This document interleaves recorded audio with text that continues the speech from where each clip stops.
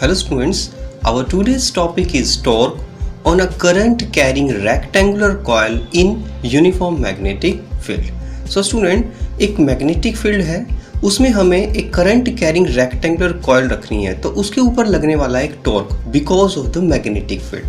Here is the magnetic field. यहाँ पर ये एक यूनिफॉर्म मैग्नेटिक फील्ड है, इसे बी से डिनोट किया हुआ है और this is the direction of the magnetic field. तो this is the magnetic field. तो स्टूडेंट, हमें इसमें एक रेक्टेंगुलर कॉइल रखनी है और हमें कैलकुलेट करना है torque. And you know torque is force into perpendicular distance. तो हम समझते हैं ये मेरे पास एक रेक्टेंगुलर शेप है, तो इसी तरह की वो कॉइल होगी, रेक्टेंगुलर कॉइल होगी, वो वायर से बनी होगी, मेटालिक वायर से, और इसे इस तरह से मैग्नेटिक फील्ड में रखना है. बट स्टूडेंट, इस केस में ये बिल्कुल पैरेलल है सरफेस के, बट हमें इसे किसी एंगल पर रखना है. तो मैं इसकी बात कर रहा हूँ, आइसोमेट्रिक व्यू हमें बनाना होगा, इसका बनाना होगा आइसोमेट्रिक व्यू, इसको सॉल्व करने के लिए जस्ट. तो क्योंकि मुझे एक एंगल शो करना है मैग्नेटिक फील्ड में और कॉइल के बीच में, तो मैं इसका टॉप व्यू से आपको शो करता हूँ मैं किस एंगल की बात कर रहा हूँ. जैसे मैं अभी की बात करूँ तो अभी ये एंगल किसी ये मैग्नेटिक फील्ड है वो हर जगह अवेलेबल है, तो ये एंगल कैसे आपको नज़र आएगा इसके टॉप व्यू से. अगर आप देखते हो तो देखो इस कॉइल में जो इसका प्लेन है, ये प्लेन जो एक नज़र आ रहा है दैट इज द प्लेन, वो इस तरह से मैग्नेटिक फील्ड के साथ एक एंगल बनाते हुए रखी हुई है कॉइल. देखो यहाँ पर आपको एक एंगल नज़र आ रहा है कॉइल के बीच में और मैग्नेटिक फील्ड के बीच में. तो स्टूडेंट, ये इस तरह से हमने इसे मैग्नेटिक फील्ड में रखा है किसी एंगल पर. इसे हम आइसोमेट्रिक व्यू में इसके शो करेंगे कि किस तरह से आइसोमेट्रिक व्यू की मैं बात कर रहा हूँ. स्टूडेंट, आइसोमेट्रिक व्यू वो होता है जिसमें हम इसको किसी एंगल पर, सपोज 30 डिग्री के एंगल पर उस बॉडी को देख रहे होते हैं. तो मैं यहाँ पर एक रेक्टेंगुलर कॉइल बनाने वाला हूँ जिसकी ये लेंथ रहेगी. इस साइड में हम लेंथ बना रहे हैं इसकी. Okay, this is length. इसे रखा गया है आइसोमेट्रिक व्यू, मतलब कोई एंगल बनाते हुए मैग्नेटिक फील्ड के साथ, मैग्नेटिक फील्ड के साथ एंगल बनाते हुए इस तरह से. ओके, नाउ तो इस तरह से हम यहाँ पर इसकी ब्रेड्थ दिखा रहे हैं. दिस वन यहाँ तक ले लेते हैं इसको. This is the rectangular coil. इस तरह से इसको कंप्लीट करेंगे. इसके पैरेलल लाइन हम बनाने वाले हैं, इसके पैरेलल. ओके स्टूडेंट, तो इसके पैरेलल लाइन हमें लगानी है इस तरह से. Okay, this is the rectangular coil which is placed in magnetic field and it is a current carrying rectangular coil. This is current carrying rectangular coil. Okay, now इसका name रख लेते हैं. यह है PQRS. PQRS. This is the rectangular coil having current in anti-clockwise direction. इसमें anti-clockwise direction में current flow कर रहा है. जैसे मैं इसमें स्ट्रिप में दिखाऊं आपको, इस तरह से करंट जा रहा है, यहाँ से ऊपर जा रहा है, इस तरह से यहाँ से होता हुआ. ये स्टूडेंट, ये जो रेक्टेंगल मैं दिखा रहा हूँ आपको, ये एक जस्ट वायर की एक रेक्टेंगुलर कॉइल है. ये सिर्फ एग्जांपल के लिए आपको दिखा रहा हूँ. तो इस तरह की ये कॉइल है. तो यहाँ से करंट ऊपर की तरफ जा रहा है, इस तरह से मूव करता हुआ एंटी क्लॉकवाइज डायरेक्शन में घूम रहा है इस रेक्टेंगुलर कॉइल में. सो स्टूडेंट, हमने क्या लिया, करंट जो कि एंटी क्लॉकवाइज डायरेक्शन में रेक्टेंगुलर कॉइल PQRS में मूव कर रहा है. Okay student, now you can write let I हमने कंसीडर किया है current I, current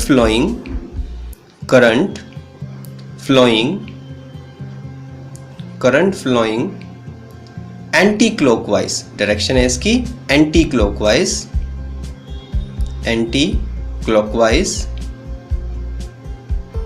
in rectangular coil PQRS.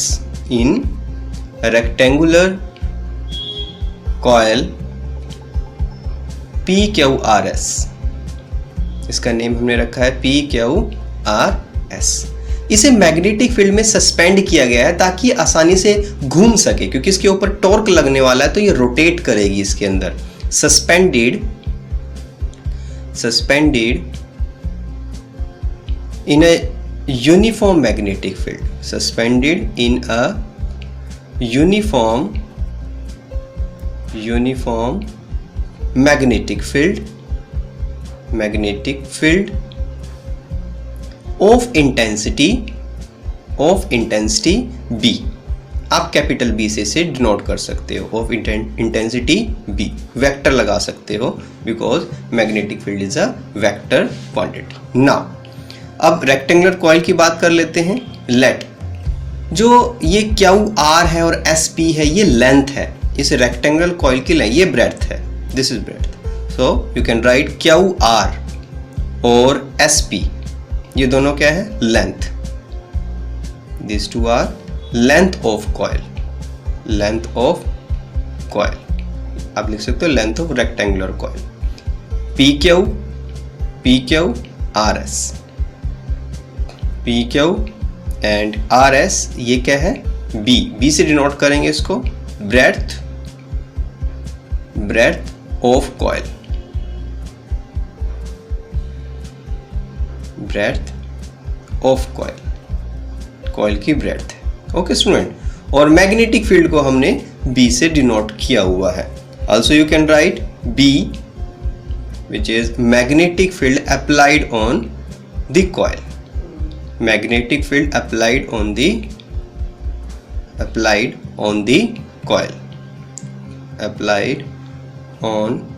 coil। Okay, now student मैंने बोला है कि जो ये रेक्टेंगुलर कॉइल है ये मैग्नेटिक फील्ड के साथ एक एंगल बनाते हुए रखी हुई है। कैसे? तो मैंने आपको इसका टॉप व्यू दिखाया था। देखो अभी ये प्लेन है, अगर मैं रेड पेन को मैग्नेटिक फील्ड बता रहा हूं तो अभी देखो इसका जो ये प्लेन है, दिस इज द प्लेन, ये स्ट्रिप जो है ये इसका प्लेन है, दिस वन, ये सारा इसका प्लेन है। ये प्लेन अगर इस रेड पेन के साथ मतलब मैग्नेटिक फील्ड के साथ अभी क्या है, पैरेलल, अभी ये पैरेलल है। अगर मैं कॉइल को थोड़ा सा टर्न करूं तो यहाँ पर देखो अभी ये परपेंडिकुलर है कॉइल के मैग्नेटिक फील्ड। अब जो मैंने दिखाया हुआ है डायग्राम में ये है एंगल पे। कैसे? मैं थोड़ा सा टिल्ट करता हूं, अब देखो दोनों में कुछ एंगल नजर आ रहा है आपको, इस कॉइल में और इस पेन में, दैट इज मैग्नेटिक फील्ड में एक एंगल है। इस एंगल को आप अल्फा से डिनोट करते हो, इस एंगल को डिनोट करते हो अल्फा से। सो स्टूडेंट डायग्राम में ये एंगल प्लेन के बीच में कॉइल के और मैग्नेटिक फील्ड के बीच में ये है alpha, this angle is alpha. So you can right alpha, what is alpha? Alpha is the angle between plane of coil and magnetic field. Angle between plane of coil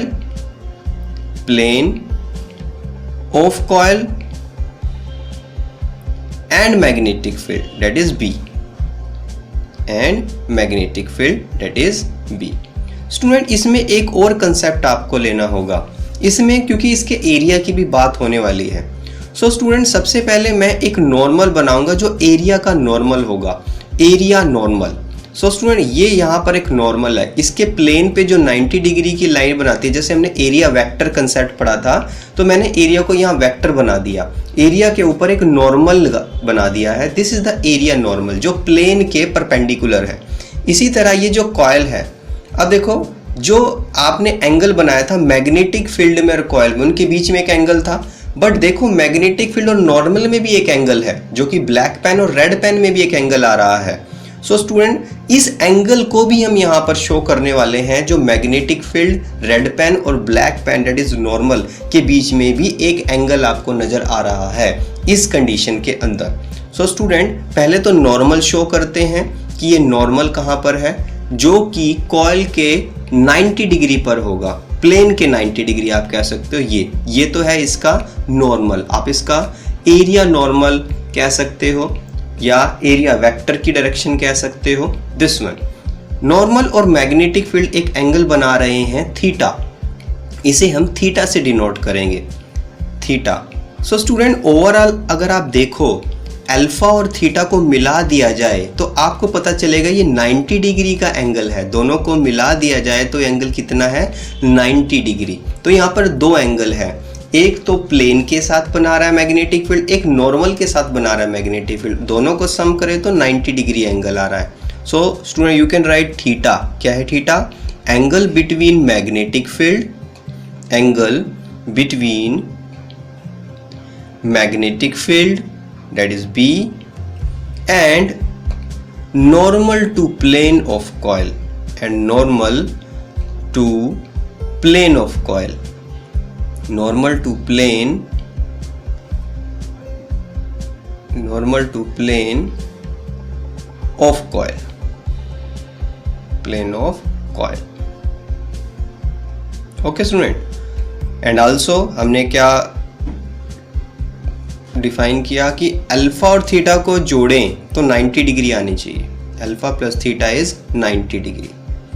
okay, now क्योंकि हमें तो torque calculate करना है तो इसके लिए हमें force चाहिएगा। यहाँ पर 4 पार्ट्स हैं इस कॉइल के, तो सब पे हम फोर्स फाइंड करेंगे। इस कॉइल के जो 4 पार्ट्स हैं, P Q, Q R, R S, S P, इन पे हमें फोर्स कैलकुलेट करना है। नाउ फर्स्ट पार्ट, सबसे पहले हम फोर्स कैलकुलेट करने वाले हैं पी क्यू पोर्शन पर। Force on arm, force on arm की इस रेक्टेंगुलर कॉइल की हम 4 आर्म्स कंसीडर कर लेते हैं on arm P Q. P Q पे कितना फोर्स लगेगा आपको, क्योंकि पी क्यू एक करंट कैरिंग कंडक्टर है, स्ट्रेट कंडक्टर है, तो इसका फॉर्मूला आपको याद होना चाहिए। इसका फॉर्मूला आपने पहले याद किया था, F which is I L B sine theta या I L cross B. Vector की फॉर्म में लिखे तो आई एल क्रॉस बी।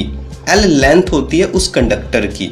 इस केस में क्या है, इस केस में अगर मैं पी क्यू देखूं, ये ब्रेड्थ है जो कि हमने बी कंसीडर की हुई है।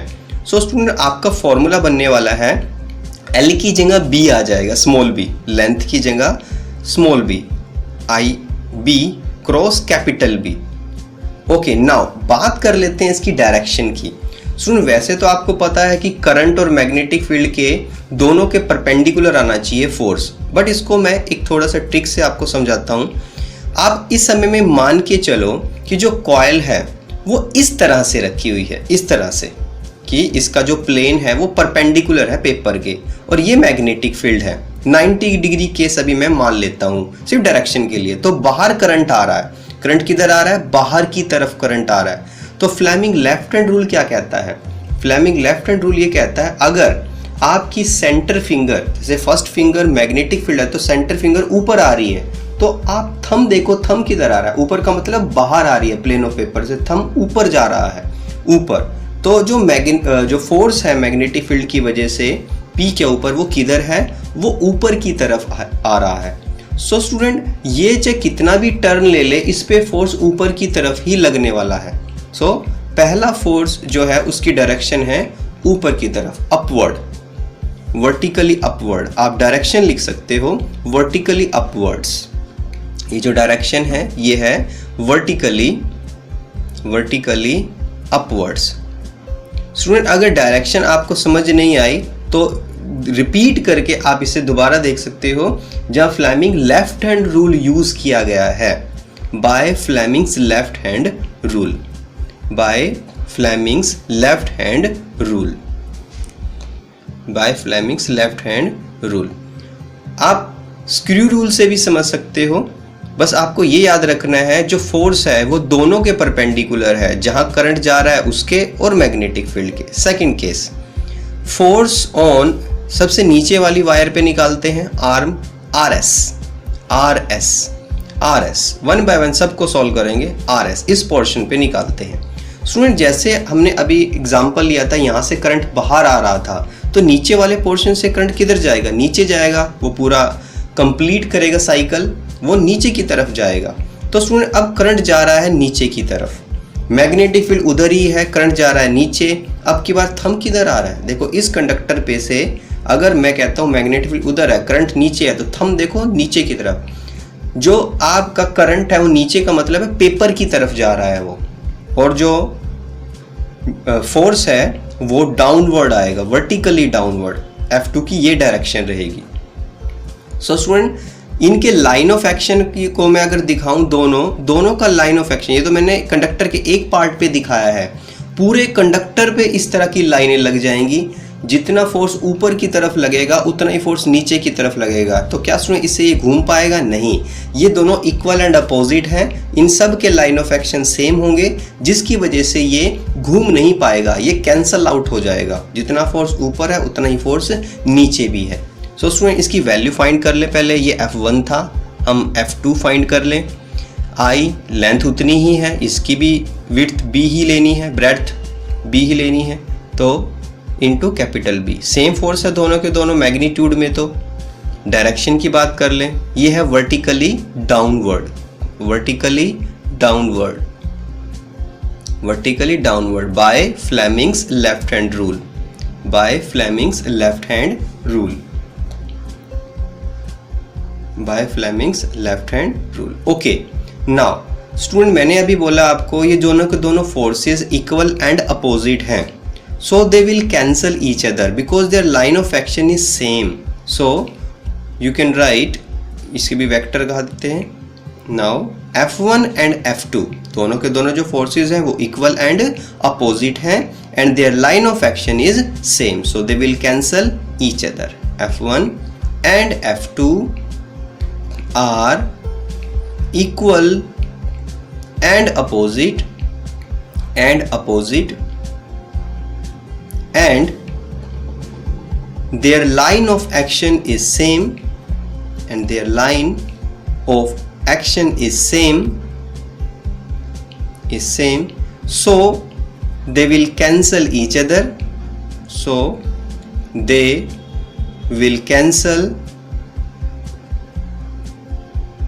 each other,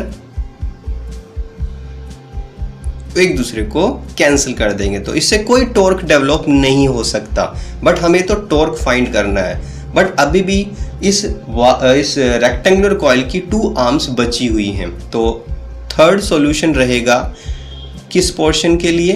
क्यू आर के लिए। इसके लिए सॉल्यूशन करते हैं, इस पे देखते हैं कितना फोर्स लग रहा है। जैसे यहाँ की बात करें तो स्टूडेंट ये किसी ना किसी एंगल पर ऐसे रखा हुआ है, बट स्टूडेंट मैग्नेटिक फील्ड इस वायर के साथ, जो स्ट्रेट वायर के साथ हमेशा ये 90 डिग्री पर ही रहेगी। आपको वो एंगल नहीं लेना वो कितने एंगल पर मैग्नेटिक फील्ड के साथ झुकी हुई है ऊपर वाला पोर्शन। अगर मैं कहता हूँ ये एक स्ट्रेट कंडक्टर है, ये एक स्ट्रेट कंडक्टर है, जो ये पोर्शन है क्यू आर मैंने अलग कर लिया है, तो ये मैग्नेटिक फील्ड से हमेशा 90 डिग्री बनाएगा, चाहे वो कहीं भी चला जाए। तो याद रखना यहाँ करंट एलिमेंट और मैग्नेटिक फील्ड में 90 डिग्री का एंगल है। तो you can right force on arm Q R, force on arm Q R के लिए सॉल्व कर रहे हैं।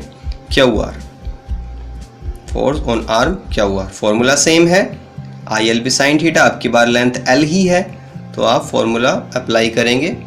F3 नाम दे देते हैं इसको, F3 फॉर्मूला है IL क्रॉस B, वेक्टर की फॉर्म में लिख देते हैं पहले, क्रॉस B, और इसे ओपन करें तो ILB साइन 90, क्योंकि मैंने कहा इसकी लेंथ L है और एंगल मैग्नेटिक फील्ड के साथ ये 90 डिग्री बना रही है।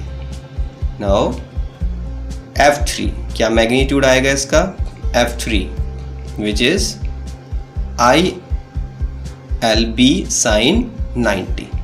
अच्छा, साथ साथ इसकी डायरेक्शन की बात पहले कर लेते हैं। जैसे करंट नीचे है, मैग्नेट्यूड उधर है, तो थंब किधर आ रहा है? बाहर की तरफ। याद रखना ये कंडक्टर जहां भी होगा वो बाहर की तरफ मूव करने की कोशिश करेगा। जैसे ये है तो यहाँ पर मैंने इस तरफ इस तरह ये मैंने दिखाया मैग्नेटिक फील्ड, ये कंडक्टर, तो ये बाहर की तरफ आना चाहिए, बाहर की तरफ।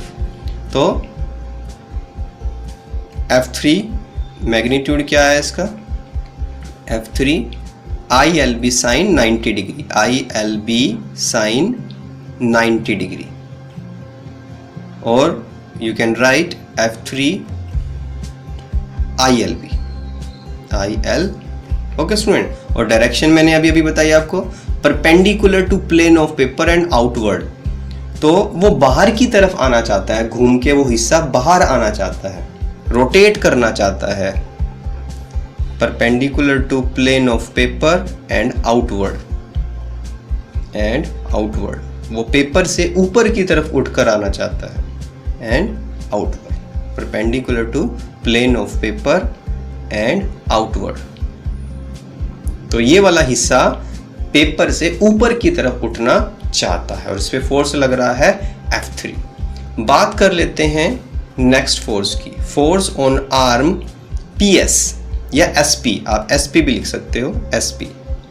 नाउ इसकी लेंथ भी सेम है, इसकी लेंथ भी सेम है, सेम वही, बस डायरेक्शन ऑपोजिट होगी। देखो ये करंट ऊपर जा रहा है, मैग्नेटिक फील्ड उधर जा रहा है, तो अब की बार देखो थंब किधर जा रहा है, थंब आपको नजर नहीं आ रहा क्योंकि वो नीचे है, वो पेपर के अंदर जाना चाहता है। तो जो ये SP पोर्शन है ये पेपर के अंदर जाना चाहता है। सपोज ये कंडक्टर है, करंट ऊपर जा रहा है, तो सेंटर फिंगर ऊपर है, मैग्नेटिक फील्ड उधर है, तो थंब किधर है, थंब नीचे जाना चाहता है, डेट इज ये वाला हिस्सा नीचे जाना चाहता है। अब डायरेक्शन से शो करो, ये वाली डायरेक्शन ये इनवर्ड है, इस डायरेक्शन को हम इनवर्ड बोल रहे हैं, पेपर के अंदर, ये हिस्सा पेपर के अंदर जाना चाहता है। और F3 किधर था, ये बाहर आना चाहता था, F3 बाहर आना चाहता था, दिस वन। तो ये दोनों एक दूसरे के अपोजिट डायरेक्शन में है। Now F4 IL cross B, angle वही सेम 90 डिग्री हमने बताया, F4 ILB sine 90 degree, F4 ILB। देखो मैग्नीट्यूड तो सेम है दोनों का, F3 का भी F4 का भी। तो आप सोचेंगे क्या ये कैंसिल हो सकते हैं, तो पहले तो डायरेक्शन लिख लेते हैं, फिर देखते हैं क्या ये कैंसिल हो सकते हैं कि नहीं हो सकते हैं। Perpendicular to plane of paper and outwards. Student एक केस यहाँ पर आपको मिला है जिसमें इन दोनों फोर्सेस की लाइन ऑफ एक्शन सेम नहीं है, वो कुछ दूरी पर है। हमें समझना होगा डायग्राम से। देखो यहाँ में टॉर्क निकालना है, टॉर्क होता है फोर्स इनटू परपेंडिकुलर डिस्टेंस। तो ये जो दोनों फोर्स हैं अगर ये कैंसिल नहीं कर रहे हैं तो कहीं ना कहीं ये टॉर्क का रीजन बन रहे होंगे। जैसे यहाँ पर मैं बात करूँ, ये वाला हिस्सा अंदर जा रहा है F4 फोर्स से और ये वाला हिस्सा बाहर आ रहा है, तो कैसे, ये इस तरह से रोटेट करेगा, ये इस तरह से वो नीचे जाएगा, ऊपर जाएगा, इसे घुमा देगा। ये कैंसिल नहीं कर रहे एक दूसरे को, ये इसे घुमाने में यूज हो रहे हैं। तो ये वाला हिस्सा नीचे जा रहा है और ये वाला हिस्सा ऊपर आ रहा है, तो देखो ये घूम रहा है, कैंसिल नहीं हो रहा है। यहाँ पर मैं अगर आपको शो करूँ, इसके टॉप व्यू से भी आपको दिखा रहा हूँ मैं किस तरह से, जैसे मैं दिखा रहा हूँ ये वाला फोर्स F4 है, ये इधर है, ये डायरेक्शन है इसकी, और ये F3 है, इसकी डायरेक्शन ऊपर की तरफ है, this is the direction of F3। इस तरह से अगर इसका टॉप व्यू देखोगे तो आपको डायरेक्शन नजर आएगी, ये देखो इस तरह से। तो स्टूडेंट एक फोर्स की लाइन ऑफ एक्शन इधर है, एक की इधर है, सेम नहीं है। तो देखो ये इस तरह से इसे घुमा रहा है, कॉइल को ऐसे रोटेट करने की कोशिश कर रहा है। तो आपको यही डिस्टेंस चाहिए दोनों फोर्सेस के बीच का, तो ये इस तरह से रोटेट करेगी, इस तरह से रोटेट। इसे ही आप टॉर्क बोल रहे हो कि ये जो कॉइल है वो इस तरह से रोटेट करेगी दो फोर्सेस की वजह से। तो ये टॉर्क में डेवलप हो जाएगा, टॉर्क यहाँ पर डेवलप हो जाएगा। तो ये कॉइल इस तरह से रोटेट करेगी, एक फोर्स उधर है, एक फोर्स इस साइड है, तो दोनों एक दूसरे को इस तरह से हेल्प कर रहे हैं इस कॉइल को रोटेट करने में। तो मुझे क्या चाहिए, मुझे सिर्फ चाहिए ये हिस्सा, देखो ये PQ है, ये हिस्सा PQ है। एक फोर्स अगर उधर है, देखो ये मैग्नेटिक फील्ड था, ये मैग्नेटिक फील्ड, इसका टॉप व्यू से समझना पड़ेगा क्योंकि ये हमें टॉप व्यू से ही निकालना होगा। तो सुनिए, जो मैं अभी आपको टॉप व्यू बता रहा हूँ मैं यहाँ ड्रॉ कर लेता हूँ पहले ये टॉप व्यू, उसी से आपको समझ आएगा तो मैं किस तरह से दोनों फोर्सेस के बीच के डिस्टेंस को कैलकुलेट कर सकता हूँ। ओके, तो ये तो मैं मैग्नेटिक फील्ड शो कर रहा हूँ अभी रेड पेन से, मैग्नेटिक फील्ड B से डिनोट कर देते हैं। ओके, तो टॉप व्यू से देखने से कॉइल किसी एंगल पर नजर आ रही थी, किसी एंगल पर नजर आ रही थी, वो मैं यहां दिखा देता हूं। ये वो कॉइल है, ये कॉइल का PQ हिस्सा है जो सबसे टॉप से नजर आ रहा होगा आपको। PQ हिस्सा है ये जो टॉप से नजर आ रहा है, PQ। ओके स्टूडेंट, जो फोर्स F3 है, जैसे ये है, मैं ये बता रहा हूँ इसका टॉप है, देखो इस तरह से ये किसी एंगल पर है और मैग्नेटिक फील्ड के साथ इसने एंगल कितना बनाया था, कॉइल ने अल्फा एंगल बनाया था, अल्फा एंगल, और इसके नॉर्मल में बनाया था थीटा एंगल। देखो एक फोर्स ऊपर जो अंदर जा रहा था, अगर वो टॉप से देखें तो वो ऊपर न जाता हुआ नजर आएगा। जो फोर्स अंदर जा रहा था F4, वो टॉप से देखें तो वो ऊपर जाता हुआ नजर आएगा, और जो F3 था जो कि बाहर नजर आ रहा था आते हुए, वो नीचे जाता हुआ नजर आएगा। तो सुनो, ये आपको टॉप व्यू बार बार बनाकर देखना होगा कि टॉप व्यू कौन सा मैं बोल रहा हूँ। मैं बात कर रहा हूँ दोनों फोर्सेस की और इनके बीच के लाइन ऑफ एक्शन की। तो इनके बीच का डिस्टेंस और लाइन ऑफ एक्शन से निकाला जा सकता है। तो F3 फोर्स का लाइन ऑफ एक्शन यहाँ पर है, तो ये इसका लाइन ऑफ एक्शन है जहाँ पर ये एक्ट कर रहा है, इस तरह से। और ये जो डिस्टेंस है ये F4 और F3 की लाइन ऑफ एक्शन के बीच में है, ये वाला, इस तरह से। ये इसका डिस्टेंस है दोनों ही फोर्सेस के बीच में। ओके स्टूडेंट, तो अब यहाँ पर नॉर्मल भी बना देते हैं, ये नॉर्मल बना देते हैं। स्टूडेंट, ये एंगल जो मैं बात कर रहा था, इन दोनों के बीच में अल्फा एंगल था और यहाँ पर एंगल थीटा था। तो मैथमेटिकली आप प्रूफ कर सकते हो ये थीटा एंगल है। तो यहाँ पर ट्रायंगल जो बनी हुई है, इस ट्रायंगल में ये एंगल भी थीटा ही आएगा। ये मैथमेटिकली प्रूफ किया जा सकता है, बट उसकी अभी जरूरत नहीं है। तो आपको याद रखना है ये एंगल भी थीटा ही होगा। अब ट्रायंगल में आपके पास पी क्यू की वैल्यू है, तो आप ये वैल्यू निकाल सकते हो। कौन सी? एन से लेकर पी तक की। This is the perpendicular distance between the forces. ये फोर्सेस के बीच में, इनकी जो लाइन ऑफ एक्शन है उनके बीच में परपेंडिकुलर डिस्टेंस है। तो कैसे कैलकुलेट करोगे? हम ट्रायंगल ले लेते हैं, ट्रायंगल पी क्यू एन से हम सोल्व कर सकते हैं। So student, let us consider a triangle P Q N. तो ट्रायंगल पी क्यू एन से मैं सॉल्यूशन कर सकता हूं। पी क्यू, स्टूडेंट आपको टॉप व्यू बार बार जरूर देखना है। टॉप व्यू अगर आपको समझ आ जाएगा तो ये बिल्कुल आसानी से हो जाएगा। From triangle P Q N, तो हमें पता है perpendicular upon hypotenuse sine theta होता है। तो इस ट्रायंगल में हमें परपेंडिकुलर, ये बेस है, ये परपेंडिकुलर है, ये हाइपोटेन्यूज है। तो हाइपोटेन्यूज की वैल्यू आपको पता है वो b के बराबर है, जो कि ब्रेड्थ के बराबर है रेक्टेंगुलर कॉइल की b के। तो आपको परपेंडिकुलर अपॉन हाइपोटेन्यूज करना है, जो कि होता है sine theta. So NP divided by PQ which is equal to sine theta. ये किसके बराबर है? साइन थीटा के बराबर है। और NP PQ sine theta. PQ की वैल्यू क्या है? Small b। तो NP की वैल्यू आ गई b sine theta. This one is small b sign theta. So student, आपने दोनों फोर्सेस के बीच का डिस्टेंस निकाल लिया, परपेंडिकुलर डिस्टेंस निकाल लिया। अब आप टॉर्क फाइंड कर सकते हो, क्योंकि जो टॉर्क है, ये जो दोनों फोर्सेस हैं, इनका मैग्नीट्यूड तो सेम है। तो दोनों में से कोई एक फोर्स लेना है और उनके बीच के परपेंडिकुलर डिस्टेंस से मल्टीप्लाई कर देना है, तो आपको टॉर्क मिल जाएगा। बट ये लिखना होगा कि ये कैंसिल नहीं हो रहे हैं। F3 and F4, F3 and F4 are equal and opposite. Equal and opposite तो है ये, equal and opposite, but their line of action is not same. Student, मैं बार बार लाइन ऑफ एक्शन पे फोकस कर रहा हूं, ये बात आपको समझनी होगी। Their line of action is not same, so there will be a torque. जब भी लाइन ऑफ एक्शन फोर्स का सेम नहीं होता तो एक टॉर्क लगता है, जैसा कि डोर में होता है। जब आप डोर को ओपन करते हो तो आप फोर्स उसके हैंडल पर, उस पिन से जहां पर डोर हिंज्ड होता है वहां से दूरी पर लगाते हो, जिससे वो घूम जाता है।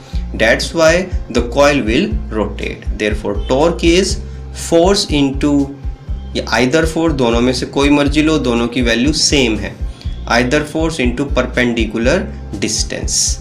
So student, torque either force ILB, और यहाँ पर दिस वन, देखो ये दो फोर्सेस हैं, इन दोनों में से कोई भी एक फोर्स लेना है। वो फोर्स और उनके बीच का परपेंडिकुलर डिस्टेंस, जो कि आपने, ये देखो ये दो फोर्सेस हैं, इन दोनों के इस तरह से रोटेट करना है।